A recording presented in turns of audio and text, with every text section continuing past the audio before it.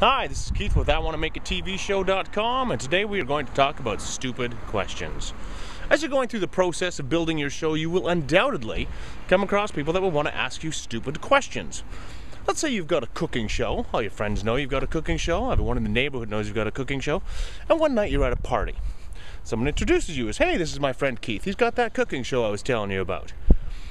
And then this happens. The girl that you're introduced to goes, oh my goodness, that's fantastic. I had an idea like that. Maybe every episode something happens like the boom mic catches fire over the stove. Maybe every episode something like that happens. That would be funny, don't you think? You can use that if you want. If that hasn't happened to you yet, trust me, it will.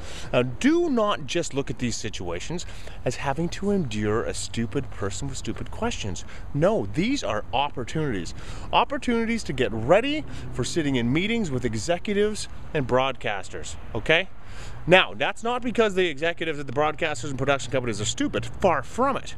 But you will, at times, have to prove why your TV show works the way you created it.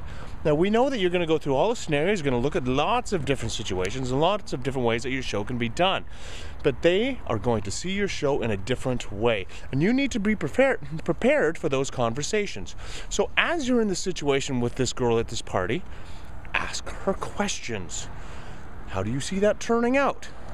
Has anything like that ever been done before? What else could we do so that if we do this every episode, we've got a different scenario for every episode? Now, you know if it's been done before or not because you have the cooking show.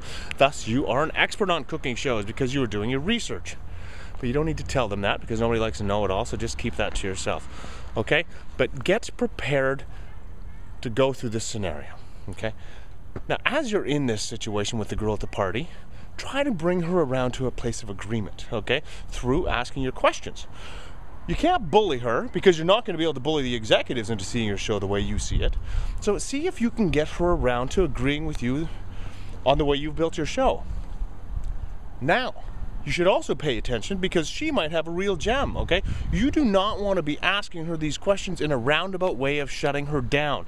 You are seeking to learn. These are the people you want watching your show. I'll give you an example here. I was at a meeting with a production company. They'd flown me down to their offices down in the States. And having this great meeting, they loved my show. And then one of the executive producers came up with this idea. It was a bad idea. Okay, I thought it was a bad idea. She loved this idea. She thought it was great. I couldn't get her off it. I was doing all of the things that I had practiced over the year plus that I was working on the show, and she just kept coming back to it. I asked her about the different scenarios. I asked her if it had ever been done. I asked her everything.